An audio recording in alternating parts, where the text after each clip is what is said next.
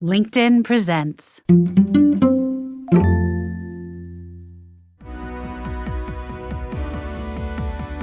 Be honest, is there someone at work you're envious of? I'm Aarons-Mele, and this is The Anxious Achiever, the show that looks at the intersection of mental health and work and asks, how can we do both better? The LinkedIn Podcast Network is sponsored by SAP. SAP Business AI. Embedded across SAP solutions, it drives immediate impact. From Joule, your digital assistant, to AI-powered capabilities portfolio-wide, make confident decisions using your own data. SAP Business AI. Revolutionary technology, real-world results. That's SAP Business AI. Hey, I'm Gianna Prudenti. And I'm Jermaine Jackson Gadsden. We're the hosts of Let's Talk Offline from LinkedIn News and iHeart Podcasts. There's a lot to figure out when you're just starting your career. That's where we come in. Think of us as your work besties you can turn to for advice. And if we don't know the answer, we bring in people who do, like negotiation expert Maury Taheri-Poor. If you start thinking about negotiations as just a conversation, then I think it sort of eases us a little bit. Listen to Let's Talk Offline on the iHeartRadio app, Apple Podcasts, or wherever you get your podcasts.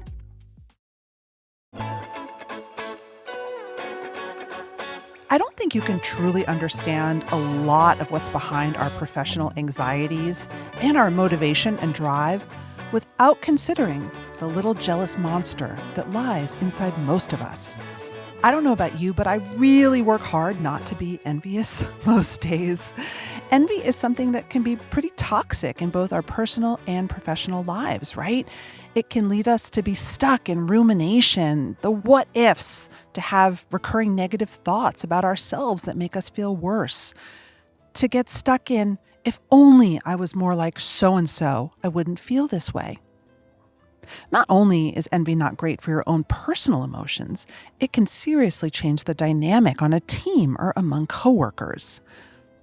And envy is a perennial problem because we're all human. It's such a natural human emotion. That's why I wanted to share this previous conversation I had with executive coach Nihar Chhaya. We focus on three ideas: envy, shame, and scarcity. It's what I affectionately call the triangle of doom, and how they can all feed on each other.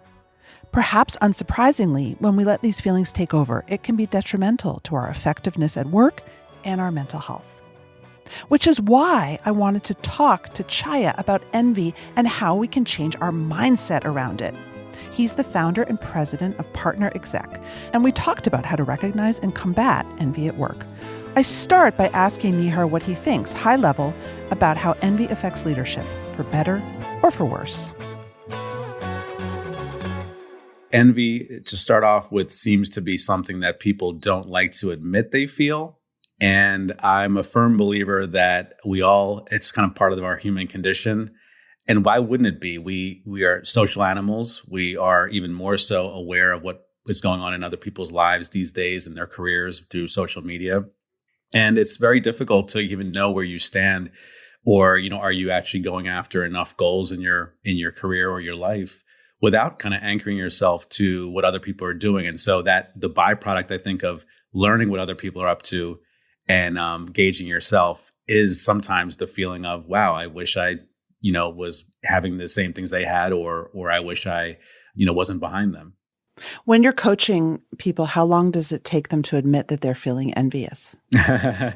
It depends on whether that's an issue that is really getting in the way of their success. So many of the leaders I work with aren't really sure at the outset that their self-doubt or their insecurities are derailing them.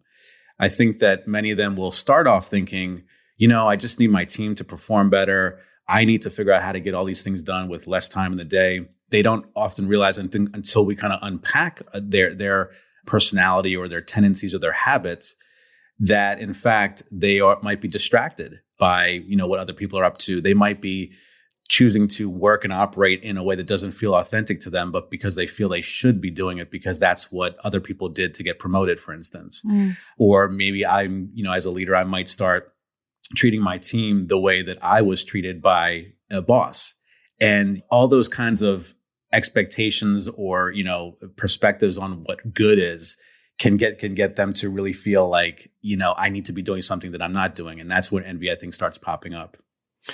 It's funny because a definition of a great leader is someone who helps other people shine, right? And maybe even achieve more or sound smarter in the room than the leader, right? You always hear that a good leader hires people who are smarter than they are. Mm-hmm. But can a great leader who does that also feel envy at the same time?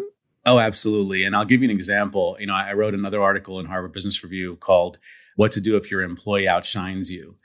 And it was actually related to a few leaders that I coached that were really high level in companies. And they really had the best intentions for their direct reports. But what they found was that, these days, talent comes in all shapes and sizes, ages. And I think the new generation coming into the workplace has lots of ambition and interest in getting out there and getting their brand, going forward. So a few of the leaders that I coached were in situations where they were like, I don't want to suppress the ambitions and the careers of the people that work for me, but I kind of surprised that they're out there on speaking circuits and they're doing these kinds of presentations out there on social media that kind of give the impression that they're the boss in the company. And so you had these senior leaders actually feeling like, in the company, they had the authority and the sense of power, but in the bigger world that we live in, they were surprised that there was almost this image that was being sent that they were almost junior to the people that were reporting to them. And so I think it's very often that you can find people with a certain level of power feeling a little bit in the shadow of those folks that maybe they, are kind of moving up in a different venue or a different aspect of society. How do you see the relationship between envy and anxiety, though? Well, envy and anxiety, I think, are a little bit of a chicken before the egg kind of situation. So, and I've had this experience, I would say myself too. If I'm in an anxious state and I'm feeling a little bit down on myself, I'm probably more susceptible to the cues and signals of what other people are doing as a way of feeling like, man, am I keeping up with other folks? Or like in my situation, I remember I had some bouts with anxiety when I wasn't envying what other people had, but it was this feeling of, am I going to lose the freedom and autonomy that I've worked so hard to have, which was to start my own company for any reason, whether it's not enough clients, whether it's something that maybe happens to me, like a health issue or an injury, anything. All of a sudden, I'm imagining in my mind that everybody has it perfect. Those who work in companies are happy. Those who have their own businesses are happy, but I'm the one that's not going to excel here. And so then I'm susceptible to envy. Well, also, if you start envying people, then you're susceptible to feeling more anxious. And I think where the anxiety comes in is when you have issues that you want or covet that other people have with some level of urgency or scarcity associated with it. So if there's an urgency, in other words, I need to actually make a certain amount of money by the next 6 months to break even, you're going to start, I think, being a little bit more anxious about what you see other people doing. And if there's a scarcity, for instance, in my world of coaching, there's a million coaches out there. And, every year more and more, because people kind of hang up a shingle and they say, I want to start my own coaching practice. And you start thinking, well, wow, how do I stand out? How do I actually make sure that I'm differentiating in this saturated market? And that's where the scarcity element can play in your mind. And so that's where I think the envy and anxiety kind of play off each other into a little bit of a circular loop.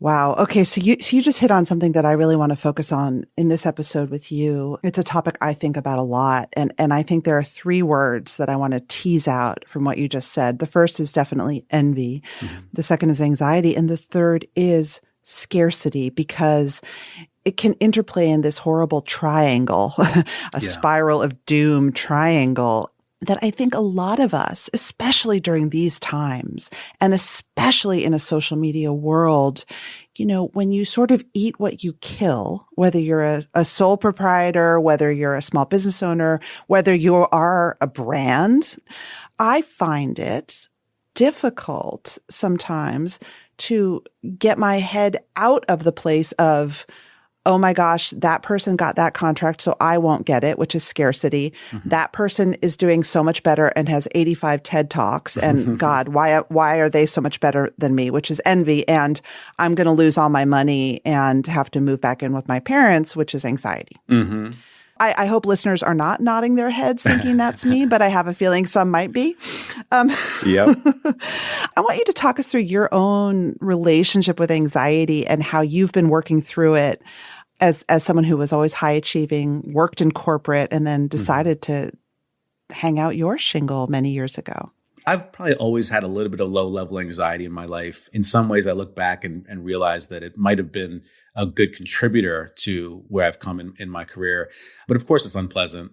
But there have been times when, I can feel a pull to do something different, and I can tell that my values are kind of being stepped on. So for instance, for 20 years, I was working in the corporate world and reached leadership roles there. But there was always this part of me that wanted to get out of the rat race there and actually start helping people navigate the organizational politics out there and start also helping to cultivate better bosses, because I had been on the receiving end of some pretty bad boss relationships in my career. But the idea of going out on my own was not something that actually I was ever really confident about. I grew up in a family of doctors and engineers. We're Indian American. So, there's this huge push on academic excellence and don't ever take any risks out there. But again, it got to the point where I knew that I had something to offer and I really had to make the move. And what was interesting was when I left my company and started my practice several years ago, I started experiencing some panic attacks. And it was really interesting because the panic wasn't really about, I hope I can make enough money and what if I fail at this? What was interesting was I actually had a lot of clients. I was doing quite well. It was surprising that maybe because I waited 20 years to build experience, but I actually had a pretty good book of business. My panic was based on, oh my goodness, what if this stops and then I'm pulled back for some reason or catapulted back into that world that I don't want to be in? And, all these types of things started going into my head. Like, what if, things out of my control make me have to go back, like, having a family, being able to pay the bills. What if people think that I'm being selfish because I'm not making enough money for my family, whatever it might be. And the way I dealt with it was really, there's a lot of different ways to deal with it, but I think, I really am just the king of reframing. I really just am constantly thinking about ways to reframe what I'm feeling. And through lots of learning and studying about, anxiety and things like that, I recognize some ways to, I guess, keep it at bay. But it's always a little bit there, I think. Can you tell about the story you told me about the sitting in your car and then give an example of how you would reframe it now? I loved your book, Hiding in the Bathroom. And one of the things that I remember telling you was that I am an introvert. I can put it on, I can get out there and speak and be socially active and stuff like that. But there is, at the very core of it, I need to recharge. And being in the corporate world, I even had my own office. I was doing quite good, but I couldn't deal with the stimulation of being, like, as you said in some of your talks, under the fluorescent lights for 9 hours a day. And so I would go back in my car and I'd say, I got to get out of here and just be with myself. And in many ways, what I found was this was also part of my desire to be more creative, because I think being in the corporate world, in many ways, you're being paid to just be a cog in a wheel and kind of get things done and execute. I think you can inject some creativity and strategic thinking when you get to a certain level of authority. But even then, companies don't want to move so fast, at least the ones that I work with. And I've always had this desire, to express myself, to write, to think broadly, divergently about things. And that was, in some ways, the car was the only place I could do it. So that was the way to bring the sensations down.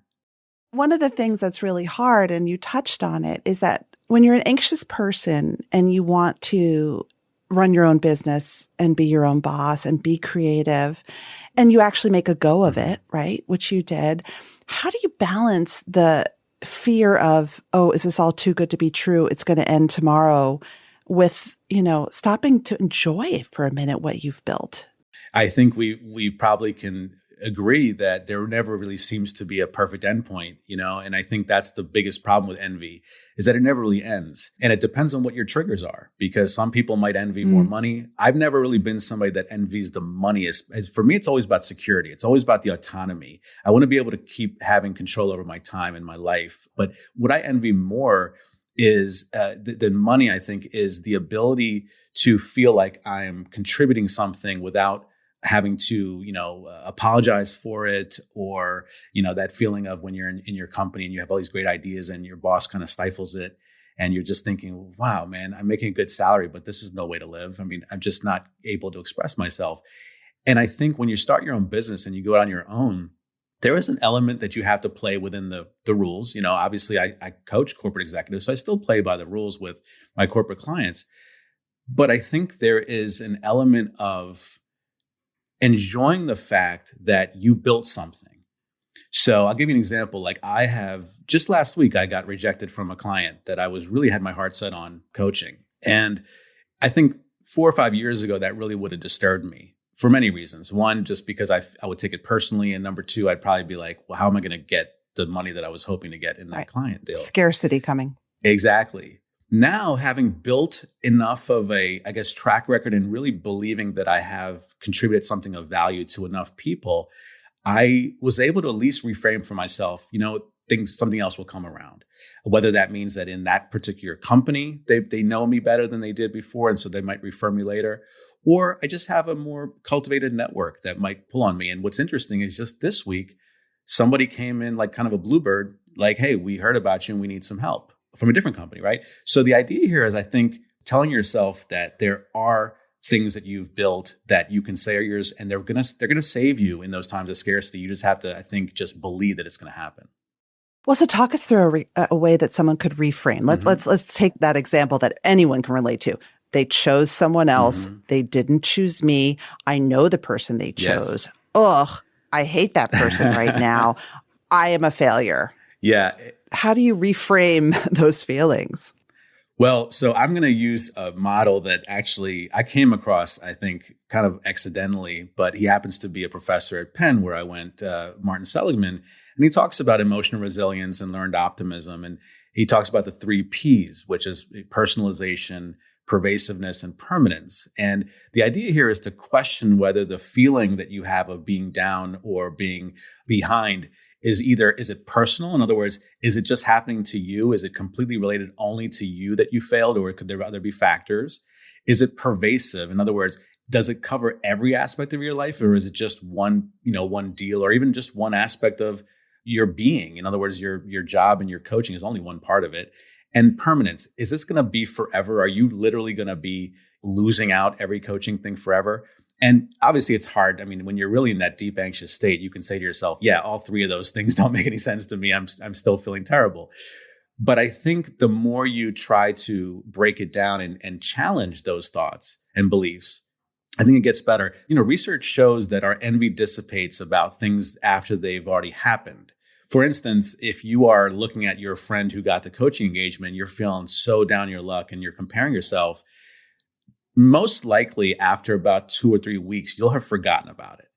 And as much as that sounds a little bit like a cop-out, I think that's actually a relief that our minds don't really hold on to those things as much as we're thinking about the next thing that we're going to envy. And yes, that's going to be another problem to deal with, but at least it gives you some sense of optimism that this isn't going to be forever. Tired of AI hype without results? SAP Business AI isn't just talk. It's embedded across SAP solutions, driving immediate impact for your organization. From Joule, your digital assistant, to AI-powered capabilities throughout the SAP portfolio, SAP Business AI helps you make confident decisions based on your own data, all while maintaining the highest security and privacy standards for growth-focused businesses. Revolutionary technology, real-world results. That's SAP Business AI. Hey, I'm Gianna Prudenti. And I'm Janae Jackson Gadsden. We're the hosts of Let's Talk Offline, a new podcast from LinkedIn News and iHeart Podcasts. When you're just starting out in your career, you have a lot of questions, like how do I speak up when I'm feeling overwhelmed? Or, can I negotiate a higher salary if this is my first real job? Girl, yes. Each week, we answer your unfiltered work questions. Think of us as your work besties you can turn to for advice. And if we don't know the answer, we bring in experts who do, like resume specialist Morgan Sanner. The only difference between the person who doesn't get the job and the person who gets the job is usually who applies. Yeah, I think a lot about that quote. What is it? Like you miss 100% of the shots you never take? Yeah, rejection is scary, but it's better than you rejecting yourself. Together, we'll share what it really takes to thrive in the early years of your career, without sacrificing your sanity or sleep. Listen to Let's Talk Offline on the iHeartRadio app, Apple Podcasts, or wherever you get your podcasts. When should you listen to your envy, or should you ever listen to it?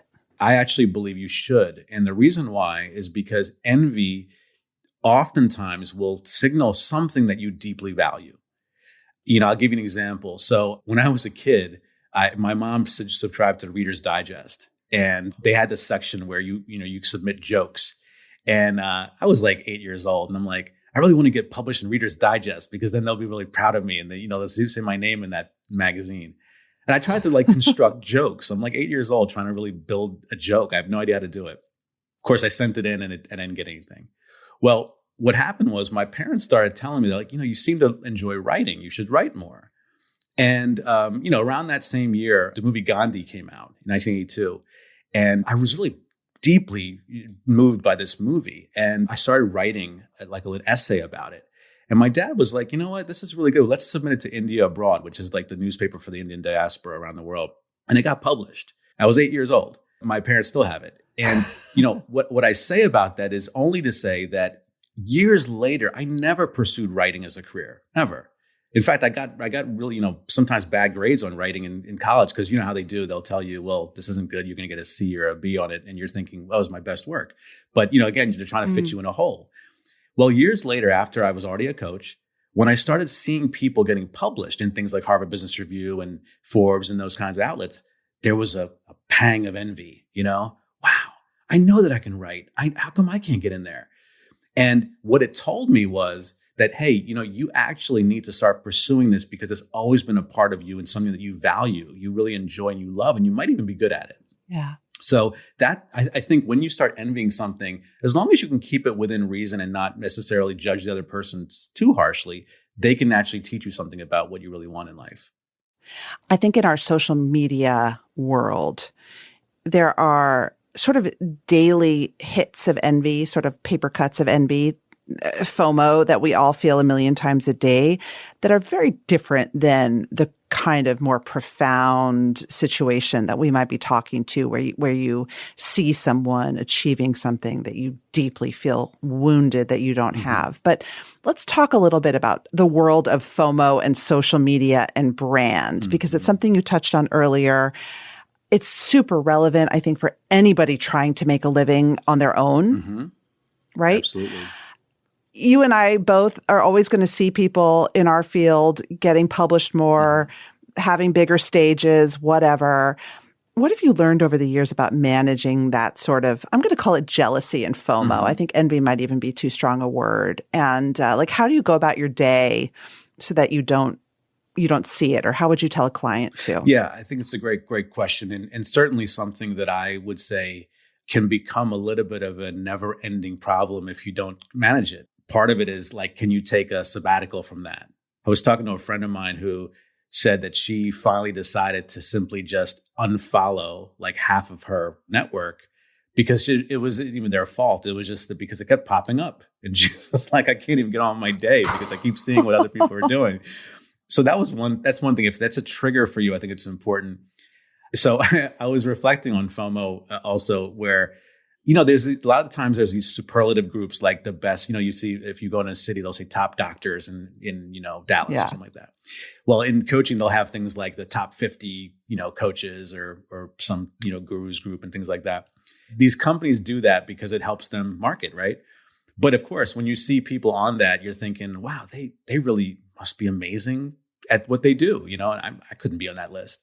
What's funny is that when you really peel back the onion, you realize that just like anything else, even like the top doctors list, there's a certain amount of paying for play, right? I'm not taking away the talent of the people on the list, but I think there is a popularity contest involved there, right? It's about, can you nominate me? Can I get enough votes? And, what I found in some of those lists was that I was feeling this FOMO, I need to be on that. And what if I'm not on that? I'm not going to be as successful. And the reality is that I'm not really against that model. I think that's just life. But what it told me was that, wow, you know what it is? It's something that I feel so icky about doing, and that's why I struggle with it. In other words, I struggle with asking people to vote for me for things. I struggle to ask for testimonials. It's one of those things where I just don't like putting people on the spot like that for me. And I recognize that that's what I envied. It wasn't really that I envied being on the list. I envy the brazenness of the people on the list to say, hey, I'm not going to take myself so seriously. I'm going to go after these things and I'm going to ask people to vote for me. And I think if you're socially anxious or you're a little bit more introverted, it's natural that you would feel that way and sort of want to hide your light under a bushel, and I have people who I look at and I check their Twitter feeds and I see them on LinkedIn and I see how incredibly like pervasive they get. And I admire the pluck. But I'd be lying if I didn't say it created a lot of anxiety for me. It's like I'm in 6th grade again. Right, exactly. It really is like a popularity thing. They're more popular than me. Yes, absolutely right. And there's so many different metrics that we put on ourselves for success. Like for so long when I started my practice, all I cared about was getting clients. I didn't care about anything but getting clients and being able to pay my bills. Then all of a sudden I'm like, oh no, I need to be on those lists. And I need to be asked to be on this podcast. And those are important, I think. But there is a feeling of never ending chase for validation. And of course, what's funny is once you get it, you look back and you're like, oh, that wasn't too hard to do. But it's like the next thing is going to be the scary thing. Yeah, you're never done with it. I will say that. It's not like once you get that article in HBR, you're done feeling bad or nervous or FOMO about the next thing. Oh, no. I tell you what, when I first got my first article in HBR, it was a huge day. But literally the next day I was like, oh no, I got to get my second one in there because otherwise it's going to be like a one-hit wonder, And so it's never enough, And then of course you're thinking, well, gosh, there's other people that are so prolific. I need to have more in there. There was actually a great HBR article that Adam Grant talked about having worthy rivals. And so Simon Sinek in his book, Infinite Game, talked about, and this, I will say, I give him some credit for being quite vulnerable here. He actually said that, Adam Grant was one of those people that just made him sick with envy. He liked him and he admired him, but everything about him, from what's his ranking on the next book list and who else does he talk to, that just would really trigger him. And they happened to be at a conference where they had to introduce each other. And Simon Sinek actually said that, Adam Grant is the one that makes me so envious because all his strengths are my weaknesses. And to Adam Grant's credit, he said the insecurity is mutual. And what you realize in that situation as they started writing about it was that, as I said, with the lists, the superlative lists, what I found was there was a weakness that was being, I think, shown, being kind of exposed in my envy about those lists, which was, I don't want to self-promote myself in that way, but I kind of want the result. You know what I'm saying? I'd rather my work speaks for itself, but it doesn't everywhere. And what I realized was, in some ways, you can actually find a way to transform that envy to say, what is it saying about me that I'm worried or resisting doing? Is there a way for me to actually just start practicing doing that? Okay, so in our last couple of minutes here, let's get tactical for listeners who are thinking about, maybe, we're heading up on a new year. A lot of people like to set goals. I want to grow my business by X%. And here's what I want this year in terms of media exposure or recognition in my field. My experience being an extremely anxious and envious person is that if I don't put limits around or almost around my envy, it gets out of control and I can't do anything. Then I just freeze. Right. And sit in bed and watch Netflix all day and eat, Right. So do you have any recommendations about sort of almost setting your own expectations around about what you're going to achieve and how to manage your own feelings of FOMO and jealousy and envy? Yeah, absolutely. So I look at it from two lenses, and I think both are critical. One is a reductionist perspective, and one is being more expansive. So reductionist, by that I mean take a diet from the triggers. And that requires some discipline. But we know that habits are built by knowing when the trigger happens and doing something different at that time to get the So you have to know your triggers, though. You have to know your envy triggers. You do. To do that. You do, for sure. So, for instance, like if there's a certain set of people that every time you talk to them, there's some humble bragging going on, and you're like, oh God, I hate listening to them about this stuff. Maybe you take a little bit of a break from that conversation with that person. Block. Right, exactly, right. Or you say to yourself, I'm only going to scroll or look at Facebook Facebook or LinkedIn, once a week or what have you. To the extent that it's necessary for you to do your job, that's a different story. But I think these things are somewhat of a luxury that you can probably do without. And again, once you start replacing that with a behavior or an action that gives you a similar kind of reward, maybe you decide to express a strength of yours. Like if you're a writer, go ahead and write instead of scrolling. Give yourself that time to not measure yourself before you've even done the work, because we almost tell ourselves that this thing is not going to get published before I've even written it.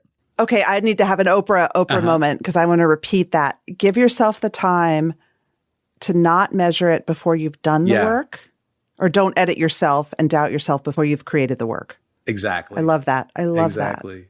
And then, the expansion part of it. So you're kind of giving yourself that grace to get away from the triggers. The expansion part of it also is to say to yourself, don't forget the gifts you're bringing to the world that you're diminishing because of having a reactive nature to the world around you. And what I mean by that is, who says you can't create a new field of play? Who says you can't create a new set of peers to compare yourself to? We all outgrow certain groups of people, and there's nothing wrong with that. I've coached many leaders who have felt stumped about how to get promoted.